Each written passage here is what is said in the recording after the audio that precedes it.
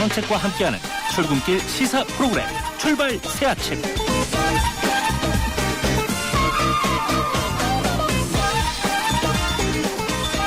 예, 전주의 출발 새 아침 3부 순서 시작합니다. 잠시 전화 말씀 듣겠습니다.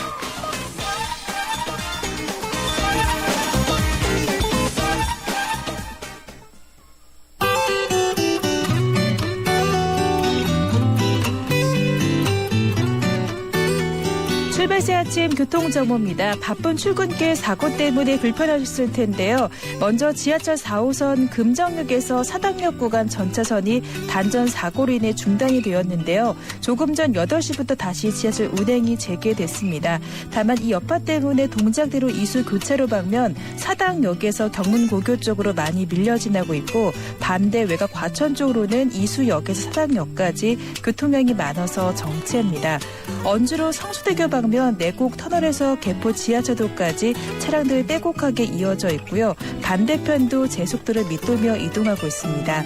서부가전도로 도심 성산 방면 고척교부터 오목교까지 밀려 지나고 있고요. 반대 안양 쪽으로 이동하는 데는 신정교에서 오금교, 이후로 금천교까지는 정체입니다.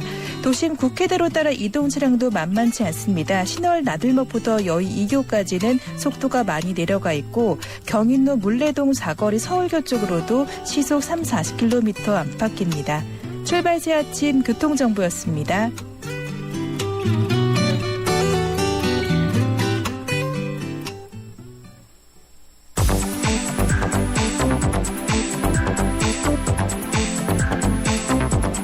이 시간 주요 경제 소식, 경제 뉴스 브리핑. 예, 이번에는 경제 뉴스 알아보겠습니다. 한국경제신문 강연우 기자 전화 연결되어 있습니다. 안녕하세요, 강 기자님. 예, 안녕하십니까. 예, 새해 복 많이 받으십시오. 예, 새해 복 많이 받으십시오. 예, 지난주 미국 증시 소식 좀 전해주시겠습니까? 예, 지난 금요일 뉴욕 증시는 혼조세로 마감했습니다. 다우지수는 28.64포인트, 0.17% 상승한 16,469.99에서 거래를 마쳤습니다. 반면 S&P 500은 0.03% 내린 1,831.37을, 나스닥은 0.27% 떨어진 4,131.91을 각각 나타냈습니다.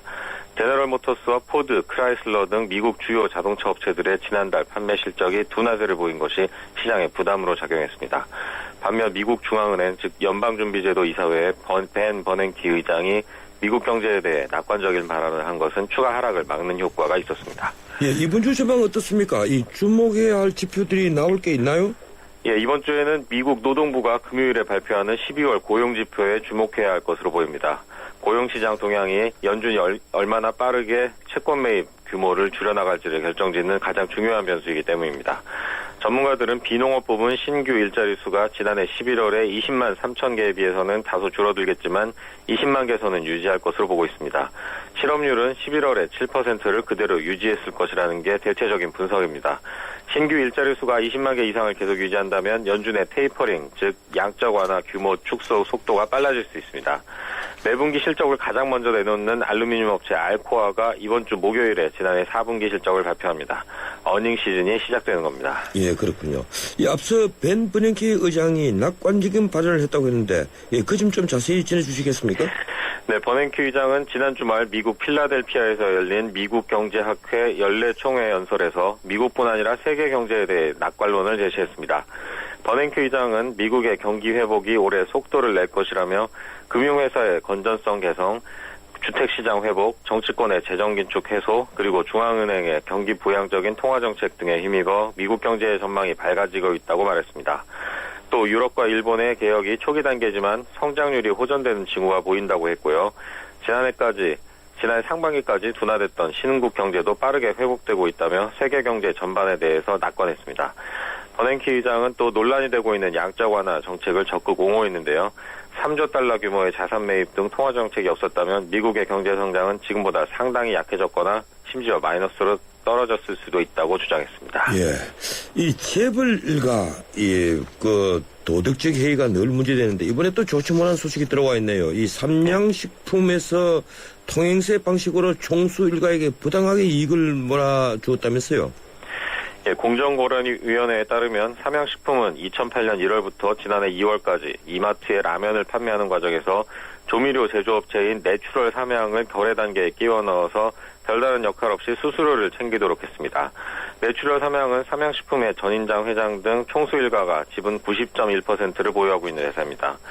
내추럴 삼양은 삼양식품으로부터 11%의 판매수를 받고 이마트에는 6.2%에서 7.6% 사이의 판매 장려금만 지급하는 방식으로 중간에서 수수료 차액을 챙겼습니다.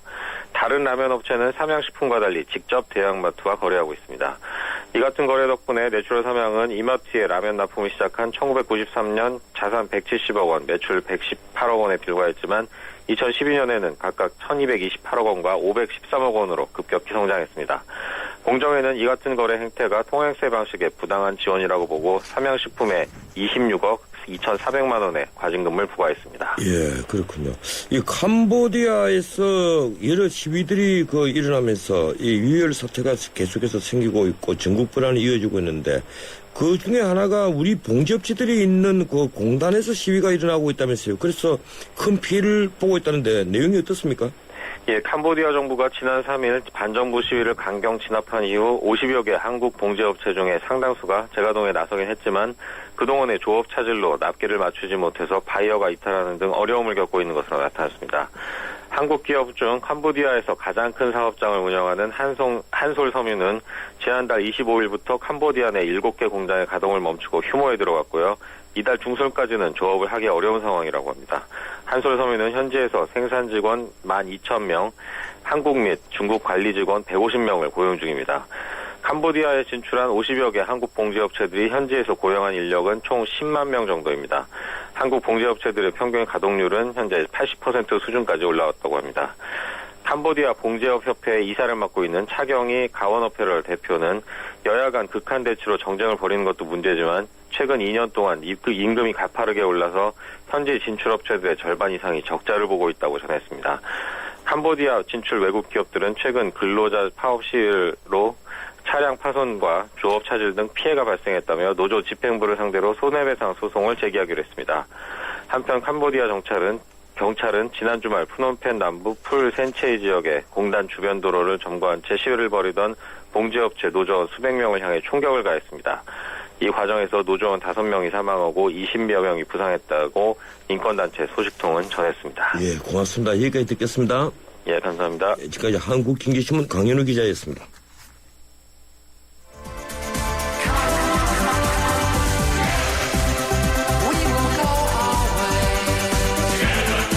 안녕하세요. 꼴꼴꼴이에요. 신문선입니다. 페어플레이가 돋보이는 정통 시사 프로그램. 여러분은 저와 함께 YTN 라디오 전원책의 출발 새 아침을 듣고 계십니다.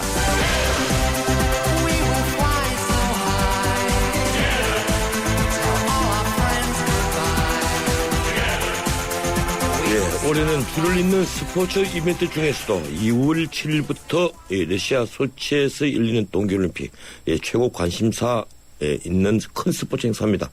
그런데 이번 올림픽에서 또 가장 주목받는 종목이 바로 피겨죠. 우리 김연아 선수가 올림픽 2연패를 할 수 있을지 전 세계가 지금 지켜보고 있습니다. 김연아는 그만치 세계적인 스타입니다. 지난 주말 전국 피겨 종합 선수권대회가 열렸는데요. 김연아 선수로서는 기량 증금 차원에서 겁니다. 그런데 역시 피겨 여왕 대단했습니다. 토요일 쇼트에서 피겨 사상 최초로 80점을 돌파했고 이튿날 프리를 합쳐서 227.86 총점 최고 점수 경신했습니다. 소치에서 2연패 가능성이 높아졌는데요. 전문가 의견 듣겠습니다. 방상아 피겨 해설위원 전화 연결되어 있습니다. 방 의원님 안녕하세요. 네, 안녕하세요. 예, 새해 복 많이 받으시고요. 네, 감사해도 복 많이 받으세요. 예, 지난 주말 열린 피겨 종합 선수권 대회 소치 올림픽 앞둔 김연아의 이제 국내 마지막 무대 아마 은퇴 전 마지막 무대인 것 같아요. 전반적인 관전평 해주시겠습니까?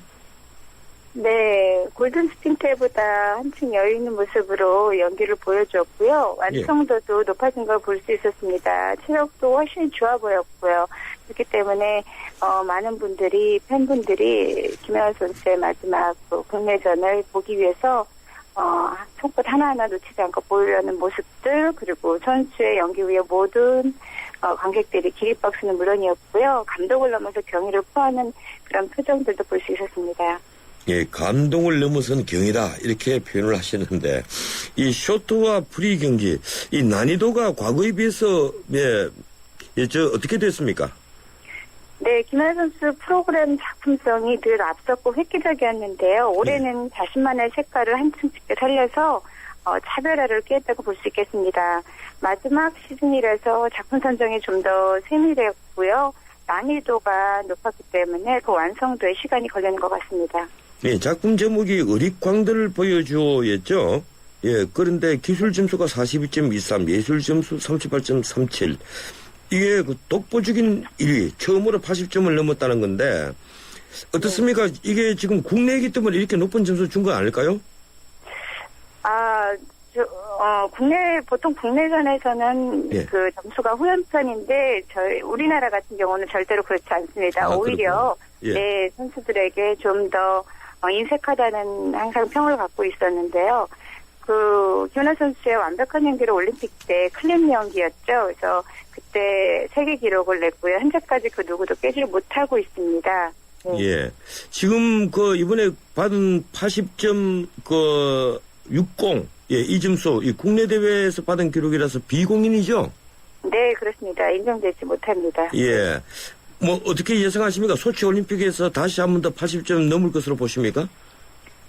지금 기량으로 실수 없다면 충분히 가능할 것입니다. 예. 그런데 이 보도를 보니까 김연아 선수가 중족골이라는 발바닥에 뜻밖의 부상을 입었다면서요? 네, 그랬죠. 예, 재발하거나 부담을 줄 염려는 없을까요? 아무래도 뭐든지 과부하가 염려될 텐데요. 재발을 방지하기 위해서는 무리한 점프 훈련보다는 역시 휴식과 예방을 위한 그런 훈련도 필요할 것입니다. 예, TV 화면을 보니까 해설자들이 의상에 대해서 얘기들을 많이 하던데 또 일부 언론에서는 단무지 의상이라고 표현을 합니다. 이 노란 의상 어떻습니까? 이 좋은 평가를 다들 받는다는데 우리 방 의원님께서는 어떻게 보십니까?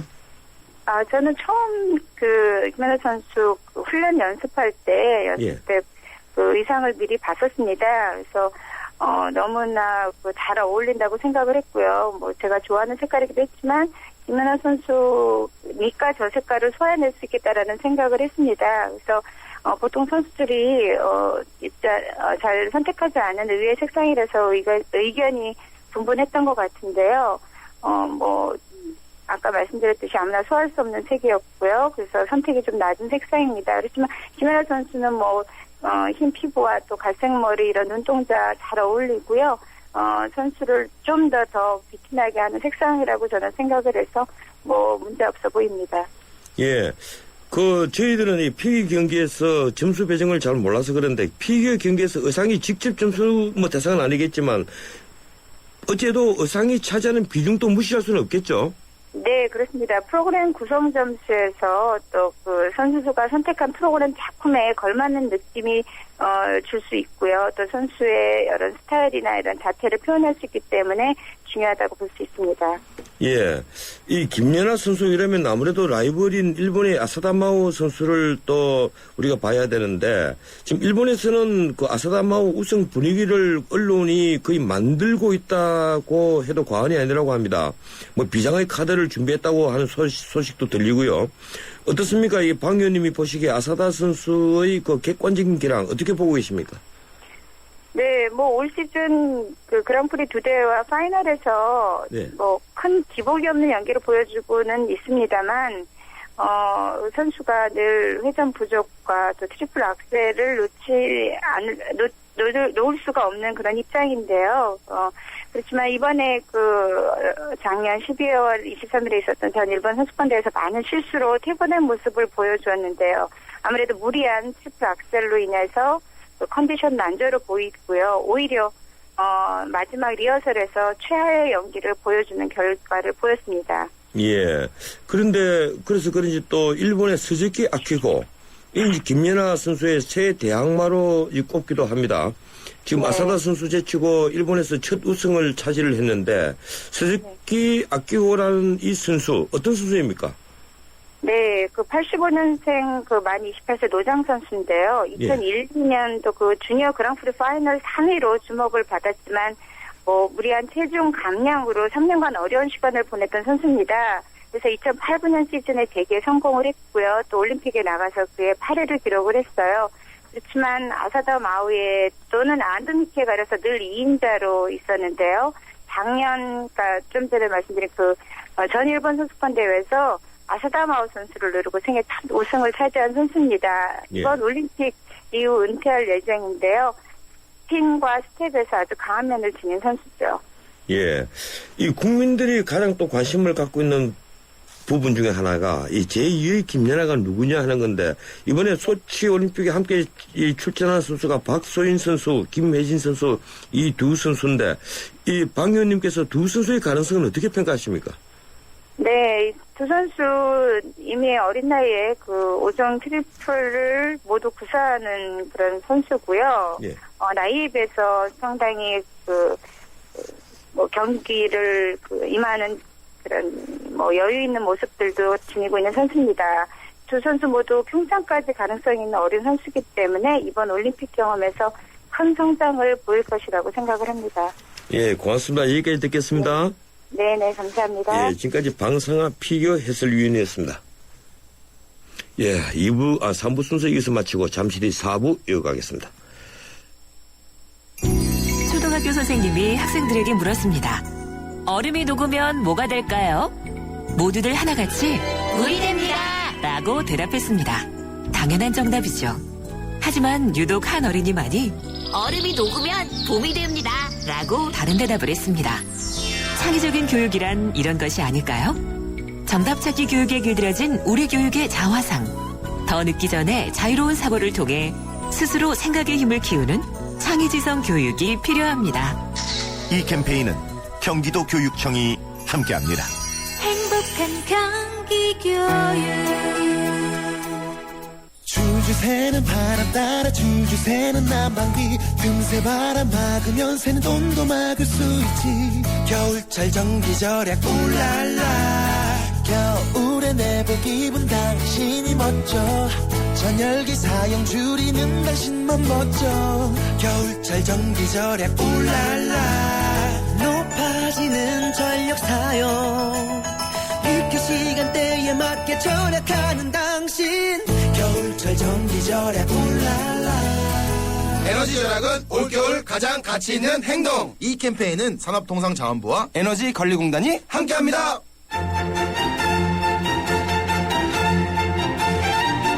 출근길 정통 시사 라디오 프로그램 YTN 라디오 전원책의 출발 새 아침. 예, 전원책의 출발 새 아침 4부 순서 시작합니다. 잠시 지나는 말씀 듣겠습니다. 아이고 우리 심청이가 별로거든. 그래도 내 걱정은 하지 마셔. 심청이가 안심포를 주고 갔으니까 이 안심포는 24시간 긴급 출동의 건강상담 서비스까지 받을 수 있어이다. 알뜰폰에 새콤을 더하면 S1 안심폰. 삼성 디지털 프라자에서 만나세요.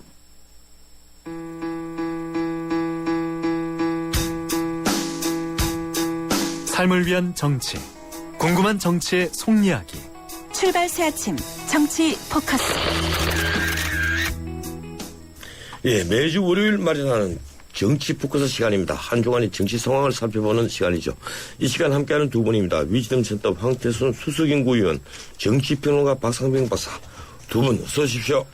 안녕하세요. 네, 안녕하십니까. 예, 새해 시작하면서 정치권이 또 바쁘게 돌아가고 있습니다. 오늘 박 대통령 취임 후 첫 기자회견 조금 뒤 10시부터고, 예, 집권 2년차 전국 구상, 밝히시는 건데, 이 최초의 기자회견, 저도 그건 줄 잘 몰랐어요. 한 두세 번 있었던 줄 알았는데, 그렇군요. 어떤 메시지가 나올 것으로 예상됩니까? 황태순 의원님? 메시지는 사실 지난 연말에 예. 신년사에서 나왔죠. 박근혜 대통령이 이제 금년에 국정 구상이라면 경제 활성화, 또 이제 안보의 튼튼한 안보, 비정상의 정상화라는 그 3대 키워드는 나왔습니다. 오늘은 사실은 보면은 아까 앞서 말씀하신 대로 316일 만이라고 어느 신문 모리가 나왔더라고요. 예. 취임 316일 만에 이제 기자회견인데, 기자회견이 기자하고 회견하는 게 아니죠. 국민들과 소통하는 자리죠. 그래서 아무래도 보면 내용도 내용이지만은 그동안 국민들이 궁금하게 여겼던, 또 언론이 좀 궁금하게 여겼던 이런 부분에 대해서 박 대통령이 좀 흉금을 트고 진솔하게 대화하는 뭐 그런 것으로서 소통을 강화하겠다는 총체적 메시지를 전하는 자리가 아닌가 뭐 그렇게 생각하고 있습니다. 예, 박상용 박사님. 네, 이제 올해는 박근혜 대통령 집권 2년차가 되지 않습니까? 예.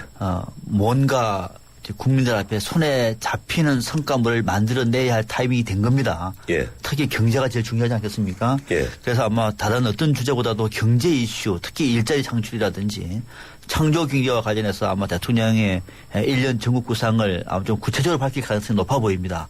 제일 첫 번째 중요한 것 같고요. 두 번째는 이제 외교 안보 문제와 관련해서도 예. 지금 이제 우리 한반도 주변 정세가 워낙 긴박하다 보니까 대통령으로서는 분명한 메시지를 전달할 것 같아요. 이 과정에서 혹시 대북 새로운 어떤 이 제안 같은 것이 넣을 수 있을 것인지도 좀 관심을 끌고 있는 것 같습니다. 두 번째.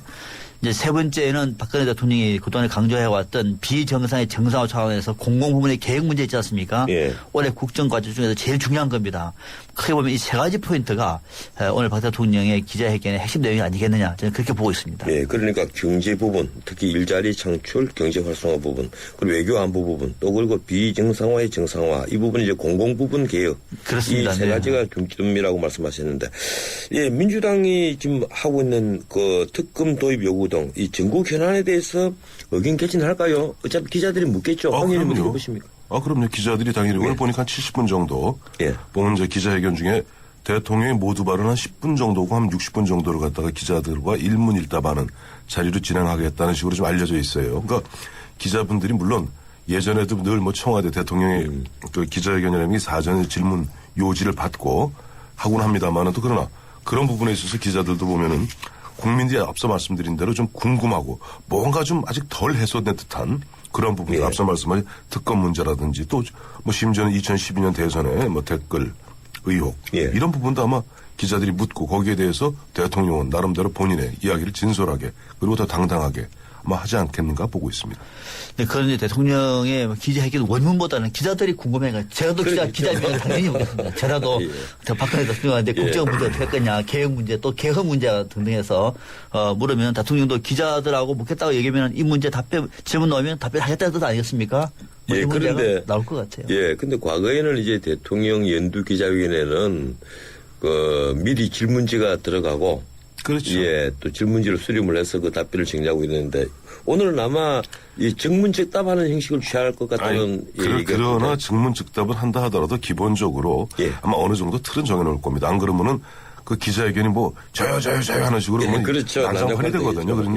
그러나 너무 과거에 우리가 봐왔던 틀에 짜인 듯한 그러니까 이미 다 각본이 짜인 듯한 그런 식으로 해서는 국민들이 뭐랄까 감동을 받기 또 공감을 하기 쉽지 않을 거거든요. 그러니까 거의 한 절충점, 그 중간 정도에서 그러나 아주 국민들이 좀 궁금한 부분 좀 때로는 대통령이 당혹스럽겠다 하는 질문까지도 대통령이 답변해 주셔야 할 것이고 아마 그렇게 하시지 않겠는가 보고 있습니다. 예, 소문에는 지금 여러 군데서 개헌을 검토하고 있다는 얘기들이 있지 않습니까? 그렇죠. 예, 늘 나오는 얘기입니다만은 어떻습니까? 이 개헌에 대해서도 오늘 이 박 대통령이 대답이 있을까요? 박상우 박사님. 저는 그걸 물어보고 싶어요. 만약 제가 기자라면.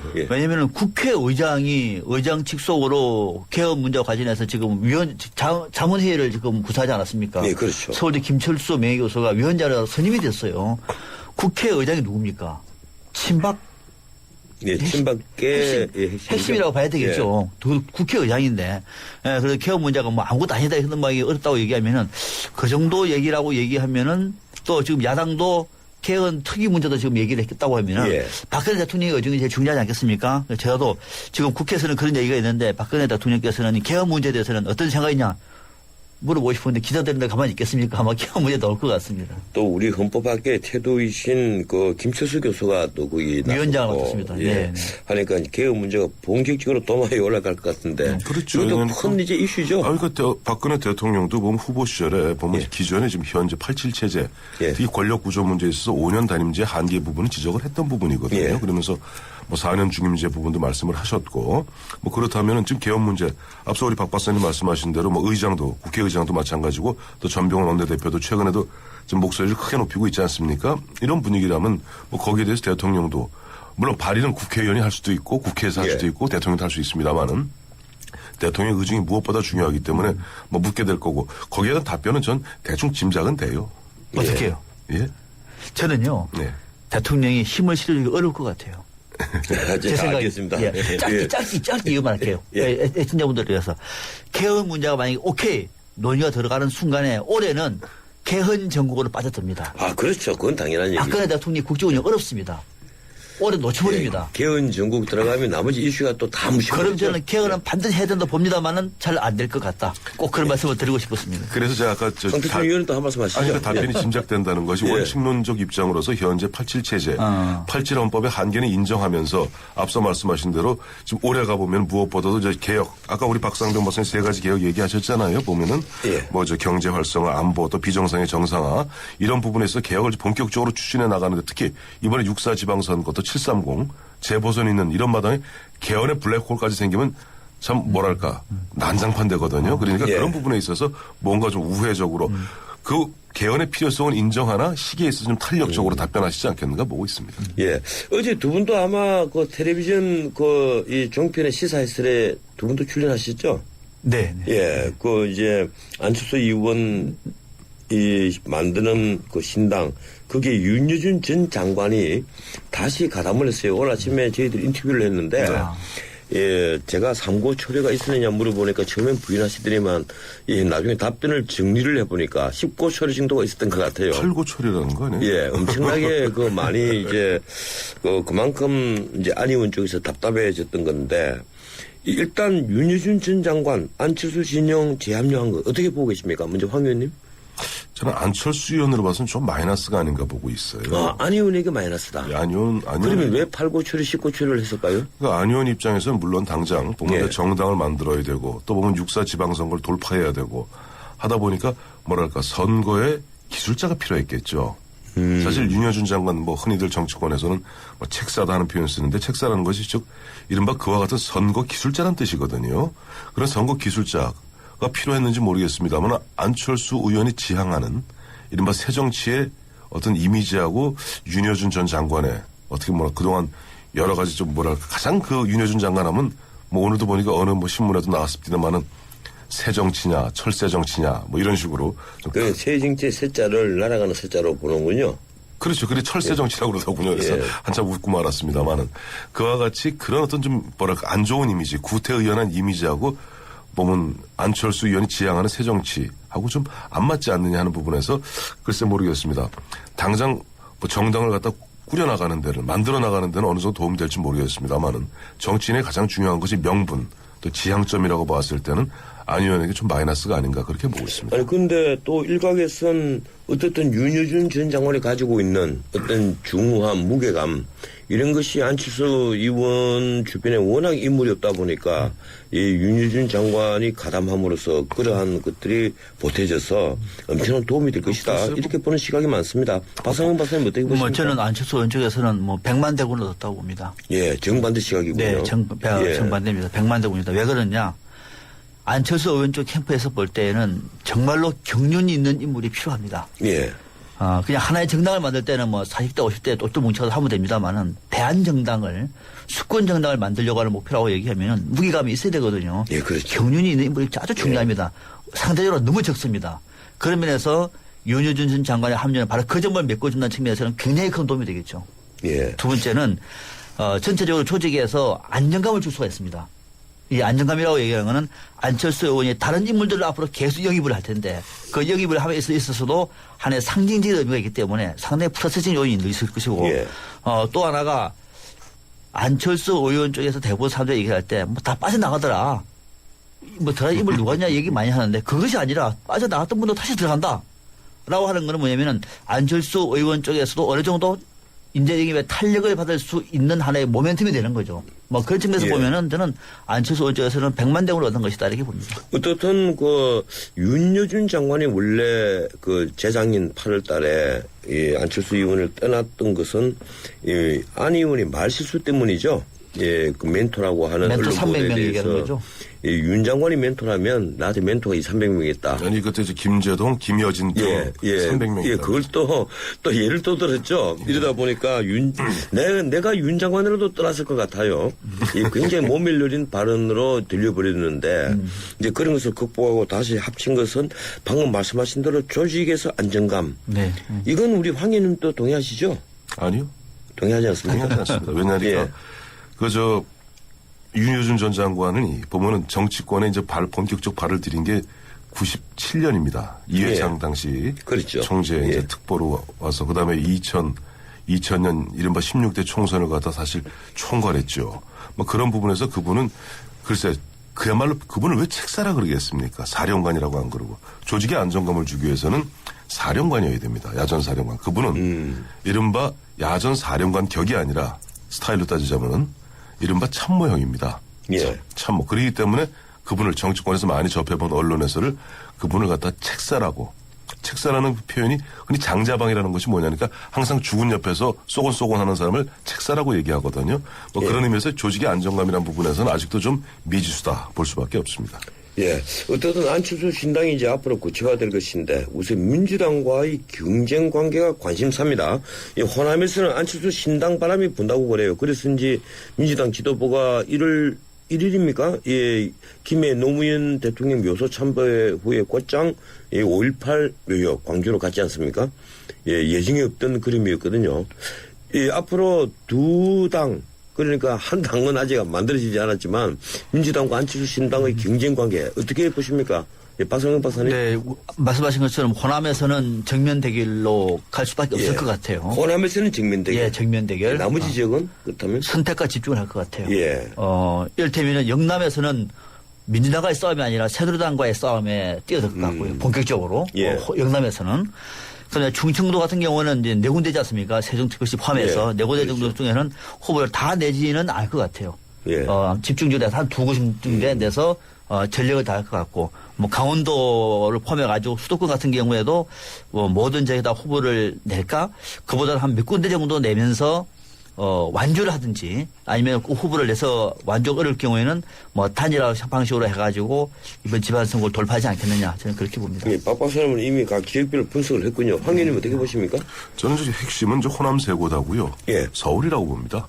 예. 그러니까 이 네 지역에서 과연 뭐 앞서 우리 박 박사님은 이제 호남 지역에서는 어떤 뭐 경쟁, 예. 그다음에 나머지 지역에서는 조금 선택과 집중을 하면서 또 보면 서울 같은 경우는 이제 후보 단일화까지 다 염두에 두신 듯 말씀하시는데 저는 지금 민주당에서 이런 얘기들이 이제 간혹 나오고 있거든요. 근데 중요한 것은 만약에 안철수 의원의 신당이 이와 같이 선별적으로 호남에서는 경쟁, 그다음에 나머지 특히 이제 수도권 지역 서울, 경기, 인천에서는 뭐 후보 단일화 그 이중적 모습으로 들어간다면은 자칫 이게 너무 좀 뭐랄까 정치 공학적으로 대드는 것이 아닌가 하는 그런 인상을 줄 가능성이 크다고 봅니다. 때문에 만약 그런 이른바 선별, 이른바 투트랙의 전략을 썼을 때는 안철수 의원이 지향하는 새 정치하고 서로 상충되는 모습 결국 안철수 의원한테 득이 될까요?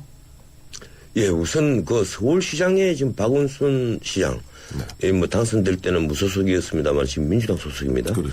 예, 안 의원이 새로 신당 만들고 새 정치한다면서 후보를 안 낼 수도 없을 것이고 어떻게 해야 할까요? 누가 그런 얘기를 하더라고요. 박상현 박사님? 예. 네, 후보를 안 낼 가능성도 있어 보입니다. 왜냐하면은 박원순 시장과 안철수 의원이 가야 할 길은 사실은 누가 보더라도 다 같은 길이거든요. 아, 그렇게 보시면. 저는 같이 한다고 봅니다. 대선 때. 이념과 철학이 같다? 그럼요. 뭐 대동소이하다.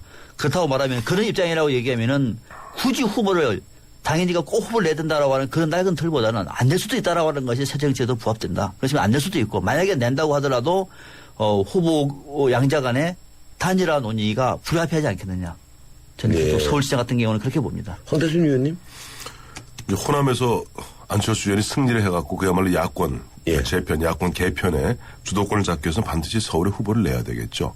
예. 내고 또 보면은 예를 들어 박원순 누가 이런 표현을 하더군요. 안철수 의원에게는 박원순 시장이 재선하는 것보다는 차라리 새누리당 시장이 되는 게 낫다. 예. 왜냐하니까 어차피 앞서 말씀하신 대로 2017년이면 이제 대선입니다. 2016년만 되면 대선 레이스에 들어가게 되는데 박원순 시장 지금 말로는 뭐 2017년 대선에 관심 없다 얘기하고 있습니다만 고지고대로 믿는 사람은 없거든요. 결국 안철수 의원의 가장 강력한 경쟁자는 2016년 경쟁자는 바로 박원순 시장이 될 거예요. 때문에 예.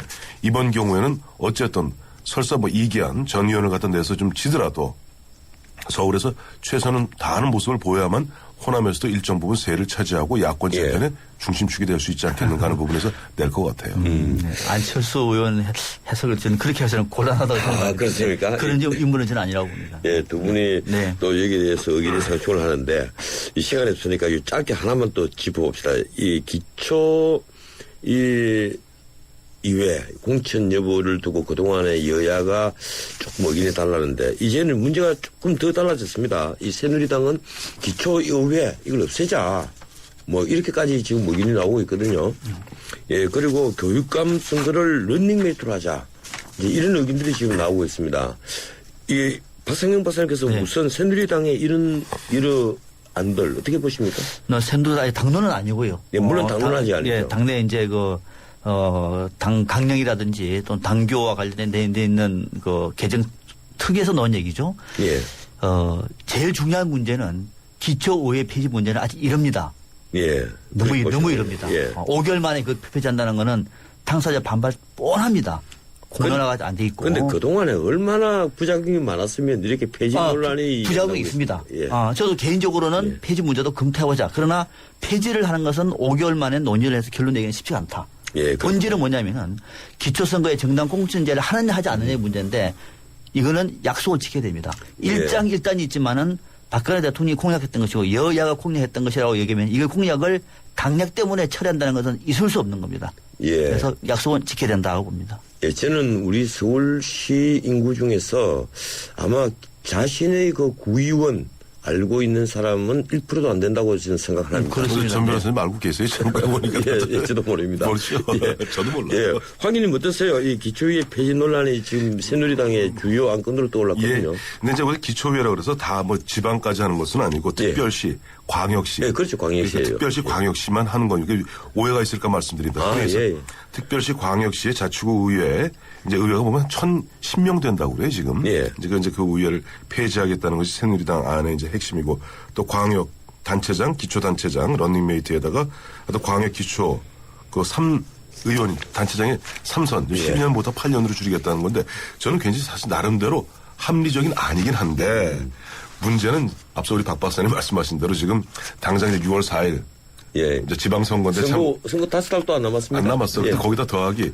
아까 우리 박 박사님 말씀하셨던 당초 문재인 후보 박근혜 후보 또 공이 약속했던 이른바 기초단체장 또 기초의원에 대한 공천 배제 있지 않습니까? 예. 이 부분인데 저는 그 두 가지를 합쳐서 뭐 또 민주당이 어제 새누리당에 이런 소식이 나오니까 뭐 일고의 가치도 없다 하는 식으로 나오는데 사실 새누리당 안은 이미 2012년에 강현욱 위원장의 지방행정체제 개편 추진위원회에서 한번 나왔던 이야기고. 예, 나왔죠. 그다음에 작년에 10월 23일 날 지방자치발전위원회 심대평 전 지사 중심으로 해서 대통령 직속기관으로 발족되지 않았습니까? 그때는 나왔던 얘기예요. 그러니까 이런 논의들이 이미 정치권에서 몇 년 동안 논의되었던 거라면 이제 민주당, 새누리당도 좀 당리당략적 차원이 아니라 큰 틀에서 그야말로 95년부터 본격화된 그런 어떤 지방자치 20년을 점검하는 의미에서 민주당이 이야기하는 공천 배제 문제를 포함해서 포괄적으로 논의해봤으면 좋겠어요. 예, 근데 이제 시간이 1월 말까지가 그 정개특위 합동 기간 아닙니까? 그러니까 잘 해결해야 될 텐데. 가까워죠. 예, 오늘 뭐 이 정도로 하고 한 가지만 좀 짧게 의견을 구할까요? 이번 선거 이번 지방선거 그 승패 여부에 대해서 예상을 딱 한 번씩만 듣고 넘어갑시다. 먼저 황 의원님. 승패요? 예, 여당과 야당에서 대충 몇 대 몇으로 보십니까? 각자 선방할 것 같은데요. 그러면 뭐 비긴다고 봐야 됩니까? 비긴다고 봐야 되겠죠. 그 기존에 자기 큰 변수가 없는 한 호남권, 영남권 큰 변동 없을 것이다. 보면 지금 현재 단체장, 기초 광역 단체장들 놓고 봤을 때 문제는 핵심은 저기죠. 서울이죠. 서울에서 뭐 박원순 시장이 방어를 하면은 전반적으로 스테이터스쿠 현상 유지되는 거고 만약에 그게 뒤집어진다면은 여당이 이기는 거죠. 뭐 5개월 남아 있는 거 좀 가늠하기 정말 어렵습니다. 얘기하면 뭐 하나만 하는 얘기인데 그러나 뭐 수도권 같은 경우에는 지금처럼 뭐 2대1 정도는 되지 않겠느냐 이렇게 예상을 합니다. 예, 2대2 좋습니다. 한번 지켜보겠습니다. 예, 이주일이 베스트 워스트 꼽는 시간입니다. 황 의원님 이주일이 베스트? 이주일의 베스트인데 사실 지난 연말뿐이라서 좀 그렇긴 해요. 어떻든요? 김한길 민주당 대표. 예, 이유는요? 두 가지죠. 어쨌든 철도 노조 예. 파업 부분에 있어서 거중 조정하면서 문제 잘 해결했고 또 연초에 예. 10년 만에 야당 대표로서 처음으로 보면 예. 청와대 신년에 참석하는 사실 작지만은 큰 결단을 내렸다는 점에서 예. 김한길 대표를 베스트로 뽑았습니다. 예, 네, 저는 그 정의당의 김재남 의원을 뽑았습니다. 예. 김재남 의원은 이 법에 반대하든 찬성하든 간에 국회 본회의 직전에 거대 정당끼리 합의를 했던 외국인 투자 촉진법 예. 소수 정당의 의원으로서 뭐 어떤 문제가 있는지 당당하게 국민들에게 얘기를 하는 것 자체가 국회 발의 그런 공론화의 자유거든요. 예. 그런 점에서 소수당 의원으로서 정말 소신껏 발언을 했다. 예. 국회의원의 무게는 그런 거다라고 하는 측면에서 김재남 의원을 뽑았습니다. 예. 이재리 워스터? 저는 최재천 민주당 의원을 예. 뽑았습니다. 예결위 간사였죠. 야당 측 간사. 예. 보면은 연초 1월 1일 날 새벽에 이제 마지막 마무리하기 직전에 보니까 뭐 최경환 의원 뭐 쪽지 예산 넣었다고 그 일종의 사실 발목 잡기 들어가서 하여튼 그동안 또 새 벽두부터 좀 어수선하게 하고 바로 그 다음날 본인이 다시 또 트위터에 올렸더구나. 나는 노무현 재단, 그래서 노무현 기념관 쪽지 예산 내가 당당하게 따냈다. 40억. 예. 올렸으니까 아니 내가 하면 러브스토리고 남이 하면 스캔들입니까? 그거는 남이 하면 불륜. 남의 예. 불륜. 예, 그렇군요. 박상현 박사님? 저는 그 최연의 코리아 차장을 뽑았습니다. 예. 철도 노조가 한장 파업일 때는 압박을 의미해서 채용 공고를 내지 않았습니까? 예. 크게 나왔습니다. 채용 공고. 파업 철회했습니다. 채용 공고 없던 걸로 해버렸습니다. 예. 공기업 사장이 이렇게 일하면 안 됩니다. 예, 그렇군요. 예. 제 얘기가 물어보십니까? 좋군요. 최 변호사님은 예, 베스트는 없습니다. 네, 워스트는. 워스트는 김무성 의원. 네. 예, 철도노조 파업 문제를 시스템을 벗어나서 이끌었습니다. 이 수배 중인 노조위원장을 민주당 의원과 함께 만나서 합의서를 만들고 사진을 찍었잖아요. 언론에서는 대단한 합의를 포장을 했는데 이건 시스템을 벗어난 거죠.